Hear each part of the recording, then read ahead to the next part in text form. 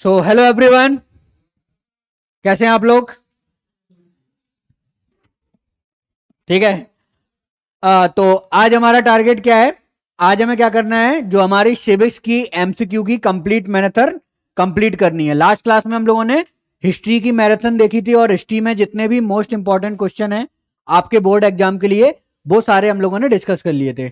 आज का हमारा टारगेट है कि जो आपके सिविक्स के मोस्ट इंपॉर्टेंट क्वेश्चन है बोर्ड एग्जाम के लिए, उनको हम आज कंप्लीट कर लेंगे। ठीक है, तो जल्दी जल्दी देखेंगे, सारे मोस्ट इंपॉर्टेंट क्वेश्चन हमें देखने हैं और आप रेडी रहिएगा आंसर देने के लिए। ठीक है, तो फर्स्ट क्वेश्चन आपके सामने आया असर्शन और रीजन वाला। पहला क्या है? Election are the spirit of democracy. ठीक है, फर्स्ट स्टेटमेंट क्या है? Election are the spirit of democracy. और रीजन क्या है? Election expand the political participation. A होगा या बी? ठीक है, तो बेसिक सी बात है कि ये नहीं होगा। ऑप्शन नंबर क्या सही है हमारा? ऑप्शन नंबर ए सही है, क्योंकि क्या है, बेसिकली क्या है कि election are the spirit of democracy है और election expand the political participation. Election की हेल्प से हम क्या करते हैं, जो पॉलिटिकल पार्टी हैं वो लोग क्या करती हैं, इलेक्शन में पार्टिसिपेट करती हैं और इसके हेल्प से हम पॉलिटिकल पार्टिसिपेशन को भी क्या करते हैं, एक्सपेंड करते हैं। इसलिए ट्रू है। देखो, असर्शन और रीजन का जब भी क्वेश्चन आपके सामने आए तो आपको बेसिकली क्या करके देखना है, क्वेश्चन में क्यों लगा के देखना है। ठीक है, जैसे क्या होगा, पहला स्टेटमेंट है, उसके बाद आप क्या लगाओगे, क्यों या बिकॉज। अगर बिकॉज लगाने के बाद नेक्स्ट स्टेटमेंट परफेक्ट बैठ रहा है तो इसका मतलब वो आंसर हमारा एक्सप्लेनेशन होगा या रीजन होगा। और अगर बिकॉज लगाने के बाद वो स्टेटमेंट परफेक्ट नहीं भेज रहा है तो क्या होगा, तो वो हमारा आंसर नहीं होगा। क्यों? Election are the spirit of democracy. Election क्या है? इलेक्शन डेमोक्रेसी की स्पिरिट है। क्यों? क्योंकि election expand the political participation. इसका मतलब है कि हमारे पूरे सेंटेंस का एक बेसिक मीनिंग निकल रहा है। तो बेसिकली कौन सा ऑप्शन सही हो जाएगा? Both A and R true और R is the correct explanation of A. Clear है इतना? जब भी आप अगर बिकॉज लगा के स्टेटमेंट को जोड़ने की कोशिश करो और स्टेटमेंट ना जोड़े, इसका मतलब है कि वो रीजन नहीं है। और अगर स्टेटमेंट जुड़ रहा है तो इसका मतलब है वो रीजन बेसिकली है। क्लियर है? Next question, how does judiciary act as the umpire in the federal nation? पहला क्या है? Judiciary rule over the centre and state, centre and judiciary work collectively, court can change structure of constitution, court use the power to interpret the constitution. कौन सा option सही है? D option correct हो जाएगा। क्यों? कि कोर्ट के पास क्या पावर है? कोर्ट क्या कर सकता है? कॉन्स्टिट्यूशन को इंटरप्रिटेट करने की पावर है। और यही क्या होता है, यही इसीलिए से क्या बोलते हैं, umpire in the federal nation. Umpire का काम क्या होता है? चीजों को देखने का काम होता है। इसी तरह कोर्ट का भी यही काम देखने के लिए मिलता है। नेक्स्ट क्वेश्चन क्या है हमारा? In India federal system the central and the state government have the power to legislate on the all those subject which are included in union list, state list, concurrent list और residue subject. Centre और state government has the power to legislate. कौन सी list होती है? हाँ, very good. कौन सी हो जाएगी? Concurrent list. कंकरेंट लिस्ट पे सेंटर और स्टेट क्या कर सकते हैं, दोनों के दोनों रूल बना सकते हैं। रेसिड्यू सब्जेक्ट पे कौन रूल बना सकता है? रेसिड्यू सब्जेक्ट पे रूल बनाने की पावर सेंट्रल गवर्नमेंट के पास। ठीक है, इसके अंदर वो सब्जेक्ट इंक्लूड किए जाते हैं जो अभी हुए नहीं है, यानी कि फ्यूचर में कुछ होगा या उस टाइम पे जो सब्जेक्ट अवेलेबल नहीं थे। जैसे इंफॉर्मेशन टेक्नोलॉजी है, आईटी। उस टाइम पे जब हमारा कॉन्स्टिट्यूशन लिखा जा रहा था तब आईटी अवेलेबल नहीं था, तो उसे किसके अंडर इंक्लूड करते हैं हम? रेसिड्यू सब्जेक्ट के अंदर। क्लियर है? Next question, modern democracy maintaining the check and balance system, identify the concept option based on the horizontal power sharing arrangement. तो हमें दो टाइप की पावर शेयरिंग अरेंजमेंट पता है। एक हमारी क्या होती है, वर्टिकल पावर शेयर में वर्टिकल पावर शेयरिंग और horizontal power sharing. Vertical power में क्या आता है? वर्टिकल पावर में क्या हो जाएगा? वर्टिकल पावर के लिए हमारा फर्स्ट हो जाएगा सेंट्रल, स्टेट एंड लोकल। और अगर हॉरिजॉन्टल की बात करोगे तो क्या हो जाएगा? हॉरिजॉन्टल में हमारा सेकंड ऑप्शन हो जाएगा, लेजिस्लेटिव, एग्जीक्यूटिव एंड जुडिशरी। क्यों? क्योंकि यहां पे तीनों लोगों के पास क्या है? तीनों लोगों के पास इक्वल पावर देखने के लिए मिलती है। किसके पास? लेजिस्लेटिव, एग्जीक्यूटिव और जुडिशरी तीनों के पास इक्वल पावर देखने के लिए मिलती है। तो ये क्या कहलाती है? हमारी horizontal power, horizontal system of power sharing. ठीक है, क्लियर है? नेक्स्ट क्वेश्चन, नेक्स्ट क्वेश्चन में हमें बात करना है असर्शन और रीजन का। Second question, democracy is accountable, responsible and legitimate government. Reason क्या है? Democracy have regular, free and fair election and decision making is based on the norms and procedure. तो ये हमें डायरेक्टली दिख रहा है कि इसका ऑप्शन क्या हो जाएगा? इसका ऑप्शन हमारा डायरेक्टली ए हो जाएगा। Both A and R true and R is the correct explanation of A. Starting next question क्या है? Consider the following statement regarding the language policy of Indian federation. Hindi was identify as a official language. ठीक है, next क्या है? Beside Hindi there are 21 other language recognized as the schedule language. English can be use along with Hindi for the official purpose. तो कौन सा? पे ध्यान दीजिए, सबसे पहले क्या है? Hindi was identify as the official language. तो हम लोगों ने स्टार्टिंग में हिंदी और इंग्लिश दो को अपनी क्या बनाई थी? ऑफिशियल लैंग्वेज बनाई थी। अब हमारी शेड्यूल 8 में कितनी? शेड्यूल 8 में 22 लैंग्वेज दी हुई है शेड्यूल 8 के अंदर, और जिन्हें क्या बोलते हैं हम? जिन्हें हम शेड्यूल लैंग्वेज बोलते हैं। तो ये इसका मतलब हिंदी प्लस 21 अदर लैंग्वेज यानी कि 22 लैंग्वेज। और फाइनली क्या हो जाएगा? कौन सा सही है? ऑप्शन नंबर डी, अभी सही बोल रहे हैं। तो English can be used along with the Hindi as a official purpose. Starting में हम लोगों ने दो लैंग्वेज को ही, हिंदी और इंग्लिश को ही ऑफिशियल पर्पज के लिए यूज करना स्टार्ट किया था, क्योंकि उस टाइम पे क्या था? उस टाइम पे ब्रिटिशर गए हुए थे, तो वो ब्रिटिशर मैक्सिमम किस लैंग्वेज का यूज करते थे? इंग्लिश का। तो एकदम से हिंदी पे शिफ्ट करना पॉसिबल नहीं था। क्लियर है? तो इस वजह से हम हिंदी और इंग्लिश दोनों को ही यूज कर रहे थे। Next question, next question, consider the following statement regarding the power sharing arrangement in the Belgium and identify the incorrect one from the following. बताओ जरा, equal number of members from the Dutch and France community in the central government. Second क्या हो जाएगा? separate government for the Brussels with the equal representation of community.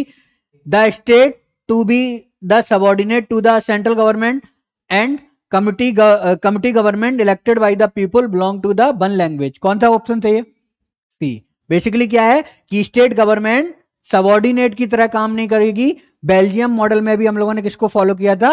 Power sharing को follow किया था, यानी कि फेडरल स्ट्रक्चर बेल्जियम में भी फॉलो किया गया। ठीक है, तो ऑप्शन नंबर हमारा सी है वो गलत हो जाएगा। Next question, which one of the following elements is not include in the Belgium model? Dutch and France speaking minister shall be equal in the government. Many powers of the central government have been given to the state government. Brussels has a separate government in which both the community have equal representation, or there is a community government which has a special power of administration. कौन सा option सही है? क्यों? क्योंकि यहाँ पे इनको जो स्पेशल पावर मिली थी वो एडमिनिस्ट्रेशन से रिलेटेड नहीं, कल्चर, लैंग्वेज, इन सबसे रिलेटेड रूल को बनाने के लिए दिया गया था। स्पेशल पावर एडमिनिस्ट्रेशन से रिलेटेड नहीं दी गई थी। तो कम्युनिटी गवर्नमेंट तो एग्जिस्ट करती थी, लेकिन इनके कल्चर और इनकी लैंग्वेज, इससे रिलेटेड रूल को बनाने के लिए इनको पावर असाइन करी गई थी। तो ऑप्शन नंबर हमारा डी गलत हो जाएगा। Country P has a recently adopted a democracy after a long struggle. Which of the following outcome can be the citizen of this country definitely expect due to this change? क्या होगा? Sharply decrease in the poverty in the all community, more accountability on the part of government, drastically rise of the national income due to the sharp economic growth, or rule and law to be the drafted according to the needs of majority group. B या D? D, B, B, D क्यों गलत है? Very good. Basically क्या है कि यहाँ पे जो डी वाला ऑप्शन है, यहाँ पे सबसे बड़ी मिस्टेक मेजॉरिटी ग्रुप है। डेमोक्रेसी के अंदर सभी लोगों को इक्वल राइट मिलने चाहिए। तो फाइनली क्या है? More accountability on the part of government. यहाँ पे हम लोगों ने बात करा था जो जो वहां पे हम लोगों ने बात करा था कि government should be responsible, accountable और लेजिटमेट, उसी आउटकम ऑफ डेमोक्रेसी वाले चैप्टर में जो हम लोगों ने डिस्कस किया था, उसी से यह क्वेश्चन हमारा फ्रेम हुआ है कि बेसिकली क्या है कि जो गवर्नमेंट होगी वो गवर्नमेंट कैसी होगी, वो अकाउंटेबल होगी लोगों के लिए, लोगों को उनको जवाब देना पड़ेगा, ठीक है। Why is the power shared amongst the different organ of government called as the horizontal distribution of power? Identify the correct reason. पहला क्या है, it gives the judiciary more power than the legislative executive. It allows the different organ of government to be placed at the same level. It gives representation to the different ideologies at the political level, or it influence and coordinate in the decision making process. कौन सा option सही है? B, very good. हमने बोला है कि जो horizontal power of government होती है उसमें क्या होता है, हॉरिजॉन्टल लेवल पे जो लोग एग्जिस्ट कर रहे हैं सबकी पावर इक्वल होती है, यानी कि लेजिस्लेटिव, एग्जीक्यूटिव और जुडिशरी तीनों की पावर आपको क्या देखने के लिए मिलेगी, इक्वल पावर देखने के लिए मिलती है। Next question, democracy is a legitimate government, reason क्या है, regular election, regular free and fair election are the spirit of democracy. तो बेसिकली हम लोगों ने बोला था कि डेमोक्रेसी क्या है, लेजिटिमेट गवर्नमेंट है because regular free and fair election are the spirit of democracy. इसका मतलब क्या हो जाएगा, हमारा ऑप्शन ए ऑब्वियसली करेक्ट हो जाएगा। Clear. Next question, power sharing can be vertical as well as horizontal, all religious committee have the reservation seat in the central government and India. कौन सा ऑप्शन सही है, बोथ ए और B है सही है कि पी क्यू दोनों सही है कि पी सही है या क्यू सही है? Both P and Q true, पक्का?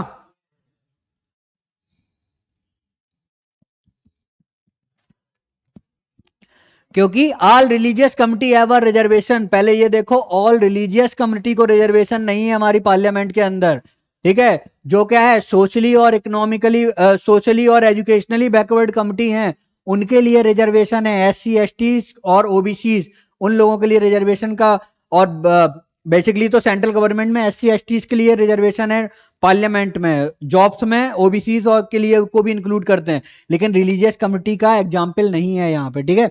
तो रिलीजियस कमिटी होने की वजह से ये हमारा जो सेकंड ऑप्शन है वो क्या हो जाएगा, सेकंड ऑप्शन हमारा गलत हो जाएगा। क्लियर है, समझ आ रही है? Next question, which one of the following country is example of the holding together federation? Holding together federation का कौन सा हो जाएगा एग्जाम्पल? जो लोग यूएसए बोल रहे हैं होल्डिंग टुगेदर, देखो सबसे पहले ये चीज समझो, होल्डिंग टुगेदर में क्या होता है, होल्ड करके रखना होता है, और कमिंग टुगेदर में मैंने बोला था कि जो स्टेट हैं वो अपनी मर्जी से सेंट्रल के पास आते हैं और स्टेट सेंटर के इक्वल पावरफुल होते हैं। अब यूएसए के अंदर क्या होते हैं, यूएसए के जो स्टेट हैं वो सेंट्रल के इक्वल पावरफुल होते हैं। इसका मतलब यूएसए के अंदर क्या है, कमिंग टुगेदर फेडरलिज्म है। इसका मतलब जो होल्डिंग टुगेदर फेडरलिज्म है वो कहां देखने के लिए मिलता है, इंडिया जैसी कंट्री में होल्डिंग टुगेदर फेडरलिज्म देखने के लिए मिलता है, ठीक है। नेक्स्ट क्वेश्चन की अगर हम बात करें तो next question, apart from the central and the state government, Belgium has a third kind of government as well, identify third kind of government from the following option. कौन सा है हमारा, एक ही ऑप्शन हमें पता है कौन सा है, कम्युनिटी गवर्नमेंट है, जो क्या है, जो हमारी क्या है, जो हमारी थर्ड काइंड ऑफ गवर्नमेंट देखने के लिए मिलती है। नेक्स्ट बात करते हैं, which one of the following language was declare as the official language of Sri Lanka by act 1956? कौन सा हो जाएगा हमारा, सिंघाला लैंग्वेज हो जाएगी, जैसे क्या डिक्लेयर करा गया था, ऑफिशियल लैंग्वेज, ठीक है। Next question, identify the correct statement about the theory of federalism in the Indian constitution. पहला क्या है, the constitution declare India as a union of state. Second क्या है, sharing of power between union government and the state government is basic of the structure of constitution. It is easy to make change in the power sharing arrangement और the parliament can only can on its own change this arrangement. कौन सा हो जाएगा, ए। Basically क्या हो जाएगा, इसमें जो है it is easy to make change, power sharing से रिलेटेड जो भी मैटर होते हैं उसे पार्लियामेंट अपने अकॉर्डिंग चेंज नहीं कर सकती है, ठीक है। और साथ ही साथ क्या होता है कि पार्लियामेंट के पास ये पावर नहीं है कि वो सारी चीजों को अपने अकॉर्डिंग चेंज कर दे, उसे स्टेट से भी परमिशन लेनी पड़ेगी। तो इसकी वजह से क्या हो जाएगा, ऑप्शन 1 एंड 2 करेक्ट। समझ आ रहा है? उस दिन नहीं होगा ये, जितनी प्रैक्टिस करनी है, जितना कुछ करना है, एग्जाम होने से पहले करो वो सारी की सारी चीजें। और अगर एग्जाम के दिन प्रैक्टिस करने बैठ गए तो आपका रिवीजन नहीं होने वाला, ये फैक्ट याद रखो। एग्जाम के दिन सिर्फ रिवीजन होगा, प्रैक्टिस नहीं होगी एग्जाम के दिन। और अगर एग्जाम के दिन तक तुम बैठे हो कि नहीं वहीं उसी दिन रिवीजन करेंगे, 4 डेज का गैप है, पर डे हमें एक सब्जेक्ट रखना है। एक दिन में हिस्ट्री खत्म करेंगे, दूसरे दिन में हम सिविक्स खत्म करेंगे, तीसरे दिन में इकोनॉमिक्स, और चौथे दिन में हमारा जो क्या बच गया, ज्योग्राफी। जैसा आपको टाइम टेबल सेट करना हो वो सेट कर लेना, और सुबह के टाइम हम एक बार क्विक रिवीजन करके एग्जाम देने चले जाएंगे। और अगर तुम उस दिन सोच रहे हो कि PYQ लगाएंगे या ये करेंगे, उस टाइम पे लगाने का मौका नहीं मिलेगा। उस टाइम पे बस तुम्हें PYQ देखने का मौका मिलेगा कि कौन कौन से क्वेश्चन आए हैं और हमारी प्रैक्टिस हुई है या नहीं हुई है। समझे? तो अभी जितनी ज्यादा प्रैक्टिस कर सकते हो कर लो, और नहीं करोगे तो फिर प्रॉब्लम तुम्हें ही फेस होगी। जितना तुम लोग अगर अगर ये सोच रहे हो कि हो जाएगा, जो तुम्हारे स्कूल वाले 2-2 3-3 तुम्हारे वो ले रहे हैं ना प्री बोर्ड एग्जाम, उनका लेने का रीजन यही है कि तुम्हारी इतनी प्रैक्टिस हो जाए कि तुम रेडी हो जाओ एग्जाम के लिए। नहीं तो स्कूल को क्या है, एक प्री बोर्ड कंडक्ट करा दें और बस काफी है। 2-2 3-3 प्री बोर्ड लेने का मतलब है कि इतनी प्रैक्टिस हो जाए कि तुम्हें एग्जाम में कोई भी प्रॉब्लम ना हो। तो अभी सारे चैप्टर की प्रैक्टिस कर लो, सारा सिलेबस अभी कंप्लीट कर लो। 4 दिन में 4 डेज का ये टाइम बना लेना। और जो बच्चे और इंटेलिजेंट हैं, जो लोग चीजों को मैनेज कर सकते हैं, तो वो 3 दिन में सारा चीजें खत्म कर लेना। यानी कि जो 3-4 दिन का गैप है उसमें 3 दिन में सब कुछ कवर कर देना। चौथे दिन में वो पूरा का पूरा उठा के रिवाइज कर लेना। और थोड़ा सा टाइम इसलिए निकाल के रखना चौथे दिन, क्योंकि जो मैप वाली प्रैक्टिस है, पिक्चर बेस्ड प्रैक्टिस है, इनके लिए भी हमें अलग से टाइम निकालना पड़ेगा। तो ऑब्वियस सी बात है कि 3 दिन में पूरा सिलेबस खत्म कर लो, और चौथे दिन में आधा दिन या पूरा दिन किसके लिए निकाल लो, जितना हमने पढ़ा है सब हम एक बार क्या कर लेंगे, क्विक रिवीजन कर लेंगे। ठीक है, ये होता है तैयारी करने का बेस्ट मेथड। और अगर उस टाइम पे नेक्स्ट क्वेश्चन देखते हैं, which one of the following country have a one party system. Obvious सी बात, वेरी गुड। कौन हमारी? चाइना है। चाइना के अंदर वन पार्टी सिस्टम है। Next question, identify the significant reason of power sharing from the following option, reducing social economic conflict, providing ethnical culture development, allows people to enjoy specific right, restricted supremacy of one party। कौन सा हो जाएगा? हाँ, basically क्या हो जाएगा? ए। क्यों? Power sharing का मेन काम क्या है? जो सोशो इकोनॉमिक कॉन्फ्लिक्ट है, एग्जाम्पल के लिए देख सकते हो ना, एग्जाम्पल का बेल्जियम का एग्जाम्पल है, जो हम लोगों ने पहला चैप्टर पढ़ा था पावर शेयरिंग, वहां पे हमने सबसे पहले बेल्जियम का एग्जाम्पल लिया था। और वहां पे देखा था कि बेसिकली क्या था कि बेल्जियम के अंदर जो क्लैसेस हो रहे थे, या जो उन लोगों ने एकोमोडेशन की पॉलिसी यूज करी थी, उसकी वजह से ही क्या होता, उसी वजह से बेल्जियम में कोई भी प्रॉब्लम देखने के लिए नहीं मिली। ठीक है, तो सबसे बड़ा क्या हो जाएगा, सोशनो इकोनॉमिकल कॉन्फ्लिक्ट को कम करने का काम करते हैं। Next question, women in the different part of the world organise themselves and agitated for the equal right, women movement aimed at the equality in the personal and familial life as well। ठीक है, basically क्या करो, क्योंकि because लगा के देखो और answer देखो कि मिल रहा है कि नहीं मिल रहा है। Women in the different part of the world organise themselves and agitated for equal right because women movement aimed at the equality in the personal and the family life as well। तो मिल रहा है answer. इसका मतलब कौन सा option सही हो जाएगा हमारा? ए ऑप्शन सही हो जाएगा। क्लियर है? Next question, everything would comes to the end if the legislative, executive and judicial power of government were to be the exercised by the same person or the authority। ये क्या है हमारा? Montesquieu का statement है, France jurist. अब इसमें से बताना है which of the following is the best explanation of the quote, यानी कि जो ऊपर स्टेटमेंट दिया है उसका बेस्ट एक्सप्लेनेशन क्या है। All work in the country will stop in the absence of the power sharing, separation of power is needed to strengthen the democracy, government can only function if power are distributed, or people cannot exist in the nation if power are not divided। कौन सा? Option number B. Just देखो ना, everything would be comes to and if legislative, executive और judicial power of the government were to be the exercise by the same person. यानी किसकी बात कर रहा है? पावर शेयरिंग की तो बात कर रहा है ऊपर। तो बेसिकली क्या होगा कि separation of power is needed to the strengthen of democracy, क्योंकि ये किस काम कर रही है। लेकिन जो लेजिस्लेटिव, एग्जीक्यूटिव और जुडिशरी मेनली किसकी बात करता है? सेपरेशन ऑफ पावर की बात करता है। ठीक है, तो बेसिकली क्या हो जाएगा?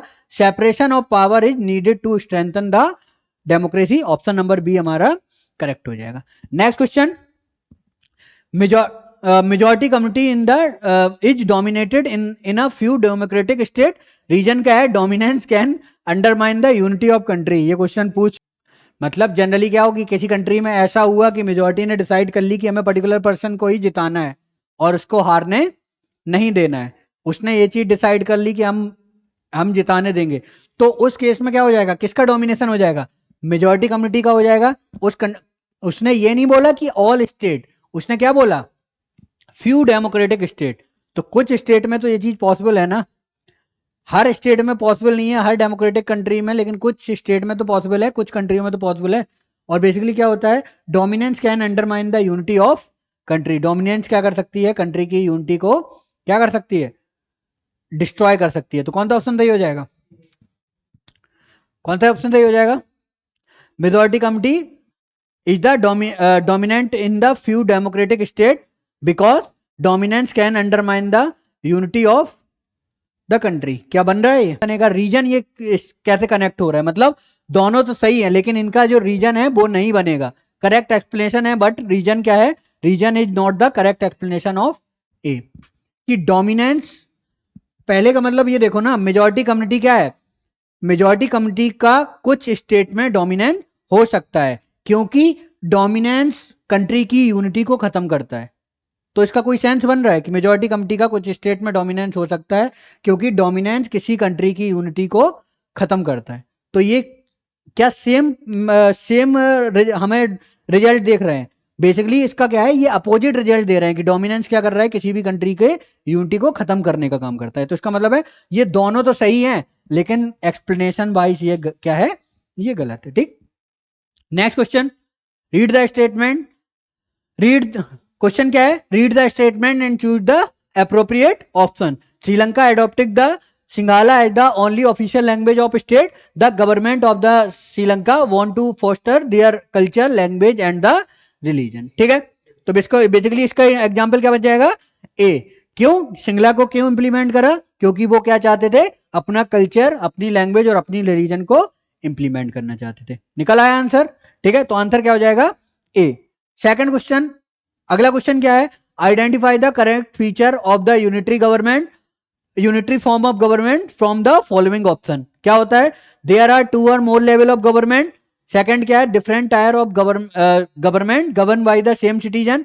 Each tier of the government has its own jurisdiction. The sub unit are subordinate to the central government. कौन सा ऑप्शन सही हो जाएगा? कौन सा है? Option number D. Federal system of government में हम लोगों ने बात करी थी कि सेम टाइप के सिटीजन को अलग अलग टाइप की गवर्नमेंट रूल करती है। फेडरल सिस्टम ऑफ गवर्नमेंट में हमने बात करा था कि एक स्टेट में कोई सिटीजन रह रहा है तो उस पर सेंट्रल गवर्नमेंट को भी रूल बनाने की पावर होती है और स्टेट गवर्नमेंट को भी रूल बनाने की पावर होती है। लेकिन क्या होता है, जब यूनिटरी गवर्नमेंट होती है तो वहां पे सारी पावर किसके पास होती है? सेंट्रल गवर्नमेंट के पास। और अदर जो गवर्नमेंट होती है वो किसकी तरह काम करती हैं? उनके सबऑर्डिनेट की तरह या सब यूनिट की तरह। ठीक है, क्लियर है? Next question, read the following statement, choose the correct option. There are no official religion in India. ठीक है, community have the freedom to profess and practise their religion. State help community by giving aid to the education institute run by them. और last क्या है? India believes in theocracy. ठीक है, theocracy का मतलब होता है जहां पे कौन, जहां पे कोई भी रिलीजियस लीडर रूल करता है। तो कौन सा ऑप्शन गलत हो जाएगा? करेक्ट, हाँ, कौन सा ऑप्शन करेक्ट? ए।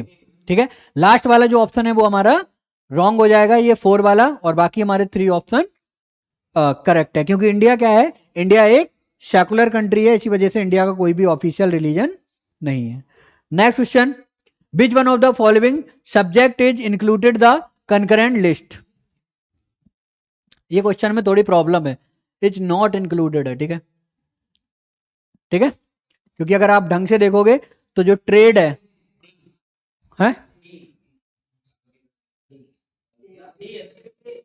वेरी गुड, वेरी गुड, क्या है ये सी हो जाएगा हमारा, क्या है जो इनकरेक्ट लिस्ट में, क्योंकि एग्रीकल्चर कहाँ है, एग्रीकल्चर हमारा स्टेट लिस्ट का सब्जेक्ट है, ठीक है, एग्रीकल्चर हमारा स्टेट लिस्ट का सब्जेक्ट है, स्टेट के पास पावर है इस पे रूल बनाने की। तो ट्रेड हो गया, कॉमर्स हो गया, और साथ ही साथ जो हमारा मैरिज है, ये तीनों के तीनों किसके पार्ट हो जाते हैं, कंकरेंट लिस्ट के पास हो जाते हैं। तो इसमें जो नॉट इंक्लूडेड है वो क्या है, वो हमारा एग्रीकल्चर हो जाएगा, ठीक है।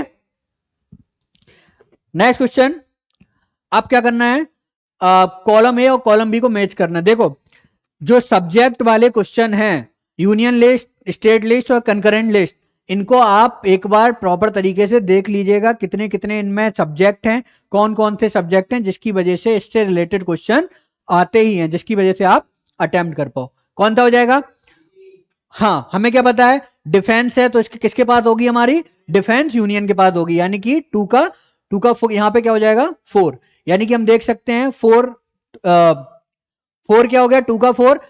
पुलिस क्या है, स्टेट सब्जेक्ट हो गया, ये 2 हो जाएगा। साथ ही साथ एजुकेशन क्या है हमारा, कंकरेंट लिस्ट, ये 3 हो जाएगा। और इंफॉर्मेशन टेक्नोलॉजी हमारा रिस्यूडरी सब्जेक्ट, यानी कि 1 हो गया। कौन सा आ गया, 1 का 4, तो ये क्या हो जाएगा हमारा ऑप्शन सी। लेकिन क्या हुआ, अब एक चीज समझो कि क्या यहां पे वैसी पॉसिबिलिटी थी कि हम एक ही फाइंड आउट कर लेते और हमारा आंसर मिल जाता, सेकंड का थर्ड, हाँ ये नहीं है, सेकंड का क्या है, सेकंड का हमारा थर्ड ऑप्शन, सेकंड का हमारा थर्ड ऑप्शन होना चाहिए, तो सेकंड का थर्ड ए हमारा ऑप्शन चाहिए, ठीक है। वो ही मैं बोल रहा था कि एक ही ऑप्शन से हम आंसर फाइंड आउट कर लेंगे। देखो यहां पे हमें सारे ऑप्शन पता करने की जरूरत नहीं है। सबसे पहले हम क्या करेंगे, हम पुलिस को याद रखेंगे। आपको पता है हर स्टेट की अपनी खुद की पुलिस होती है, हर स्टेट की पुलिस को स्टेट ही मैनेज करता है। तो हमें पता है सेकंड का थर्ड है, और सेकंड का थर्ड हम जैसे ही फाइंड करेंगे तो हमारा ऑप्शन नंबर ए में मिल जाएगा। जो ये मैचिंग वाले क्वेश्चन होते हैं ना, इनमें कई बार एक ऑप्शन को फाइंड आउट करने से भी हमारे आंसर मिल जाते हैं। और जो आपका डिफेंस, आपको पता है फोर्थ का क्या है, डिफेंस हमारा यूनियन का होगा, क्योंकि कंट्री की सिक्योरिटी की रिस्पॉन्सिबिलिटी यूनियन के पास होगी। तो 4 का हमारा क्या हो जाएगा, 4 का हमारा क्या हो जाएगा, सेकंड। लेकिन इससे हम आंसर नहीं निकाल सकते हैं, क्योंकि सेकंड कहाँ है, यहां भी है और यहां भी है और यहां भी है। तो हम पुलिस से इजीली आंसर निकाल सकते हैं।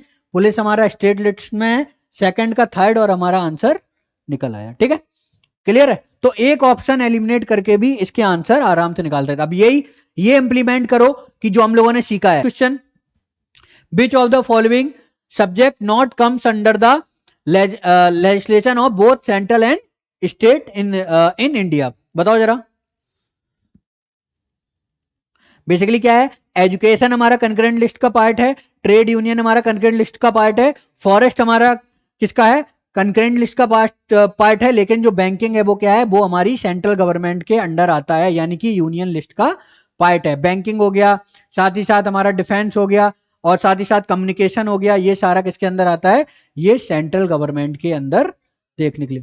Which one of the following subject included in the union list, union list में क्या है, अभी हाल हम लोगों ने बात करा था कम्युनिकेशन, यानी कि हम लोगों ने बात करा था कम्युनिकेशन, बैंकिंग एंड डिफेंस, ये कहां आते हैं, हमारे यूनियन लिस्ट में आते हैं। इसका मतलब हमारा आंसर क्या हो गया, हमारा आंसर हो गया ए communication.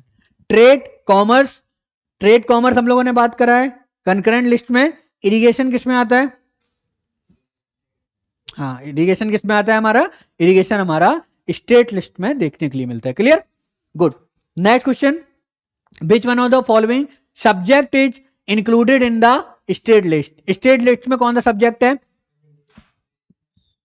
Which of the following subject include in state list, obvious सी बात है, कम्युनिकेशन हम लोग एलिमिनेट कर चुके हैं, बैंकिंग हम लोग एलिमिनेट कर चुके हैं, करेंसी को भी हम जानते हैं, करेंसी अगर हर स्टेट अपनी अलग बनाने लगेगा तो कंट्री में ट्रेड ही नहीं हो पाएगा। हर स्टेट अपनी अलग करेंसी चला देगा तो कंट्री के अंदर ट्रेड कैसे होगा। तो फाइनली क्या रह गया, बिजनेस रह गया है, जो क्या है, जो स्टेट लिस्ट के अंदर देखने के लिए मिलेगा।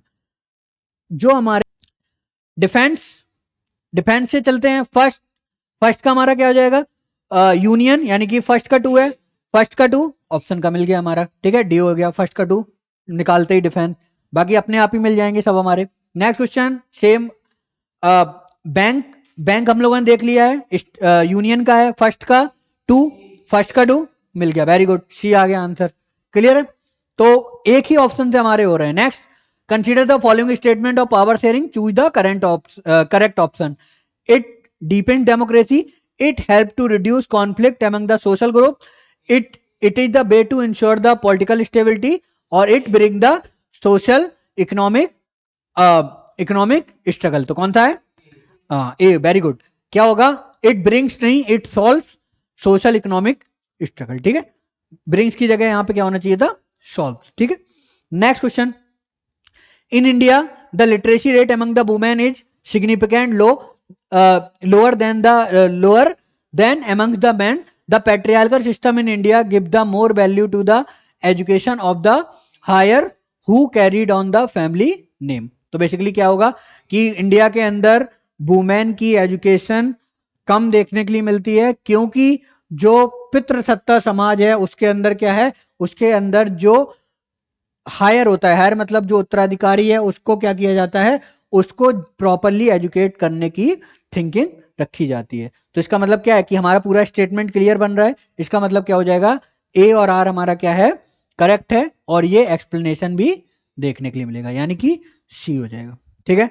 Next question, Australia become a nation of 1 January 1901 where the British parliament pass the legislation enabling the 6 Australian colonies to collectively govern in their own right, ठीक है। तो आपको यहां समझ आ गया, 6 Australian colonies to collectively govern its their own right, यानी कि यहां पे किसकी बात हो रही है, 6 कॉलोनी 7 आई हैं, तो मतलब कमिंग टुगेदर फेडरलिज्म की बात हो रही है, ठीक है। पूरा क्वेश्चन भी नहीं पढ़ना है हमें, यहां पे ही आंसर मिल गया कि 6 कॉलोनीज ने 7 आके फेडरेशन फाइंड आउट फॉर्म किया है, तो इसके लिए यहां पे क्या होगा, कमिंग टुगेदर फेडरेशन, ठीक है। Next, which one of the following is the most popular form of government in the contemporary world, कौन सा है, ये तो सभी जानते हैं, हम लोग पढ़ी इसीलिए, कौन था, डी, यानी कि क्या है, डेमोक्रेसी जो है वो कहा है, डेमोक्रेटिक फॉर्म ऑफ गवर्नमेंट सबसे best form of government. Next, which one of the following country has the highest representation of women, कौन सी कंट्री होती है ये, स्कैंडिनेवियन कंट्री होती हैं, और उनके वहां पे क्या होता है, वुमेन का हायर पार्टिसिपेशन देखने के लिए मिलता है। नेक्स्ट क्वेश्चन क्या है, power sharing is good, it help to reduce the possibility of conflict between the social group, ये तो सिंपल स्टेटमेंट है, इसका आंसर क्या हो जाएगा, A, both A and R true and R is the correct explanation of A. आगे क्या है, learning from the Belgium experience, which one of the following steps could have most likely avoid in the civil war in Sri Lanka that ended in 1909? Basically क्या होगा, making reservation in the job for Tamil speaking minority community, dividing the entire country on the basis of linguistic line to appear that citizen, decisive law to the accommodate the ethnic difference of the citizen to ensure the peace, and conducting through census to strictly segregation the Indian Tamil from the Sri Lankan Tamil। कौन था, obvious सी बात है, सी हो जाएगा कि हमें क्या करना है, हमें एकोमोडेशन वाली पॉलिसी को फॉलो करना है, ठीक है, सी ऑप्शन सही हो जाएगा। Next question, who are the ineligible to vote in the president election in India, India के अंदर प्रेसिडेंट इलेक्शन में वोट डालने की किसको पावर नहीं होती है, हाँ, इन एलिजिबल लिखा है, जो एलिजिबल नहीं होता है, ठीक है, इन एलिजिबल कौन है, ठीक है, इसका आंसर होगा हमारा member of state legislative council, ठीक है, बी ऑप्शन हमारा सही है। समझ लो, लेजिस्लेटिव असेंबली के मेंबर भी वोट डालते हैं, जो हमारे राज्यसभा है उसके भी मेंबर वोट डालते हैं, और लोकसभा है उसके भी मेंबर डालते हैं, लेकिन ये सिर्फ वो वाले मेंबर वोट डालते हैं जो सिर्फ इलेक्टेड मेंबर होते हैं, नॉमिनेटेड मेंबर को वोट डालने की पावर नहीं होती है। राज्यसभा में जो नॉमिनेटेड मेंबर हैं उन्हें भी वोट डालने की पावर नहीं होती है, जो इलेक्टेड मेंबर हैं, जो पब्लिक से चुन के आए हैं, सिर्फ उन्हें ही वोट डालने का राइट होता है। तो लोकसभा, राज्यसभा और लेजिस्लेटिव असेंबली तीनों के लोग क्या करते हैं, तीनों के लोग वोट डालते हैं। ठीक है, next question, identify the administrative system in Indian government with the help of the following information, power share between the central and state government to local government, it is called the third tier of government, or the state government are required to share some power and revenue with them. तो basically हमें पता है decentralisation of power, decentralisation of power के बारे में हम लोगों ने बात करा है। Next question, India has a multi party system, it is because of the social and geographical diversity of India. A basically क्या हुआ, सोशल डाइवर्सिटी का मतलब क्या है कि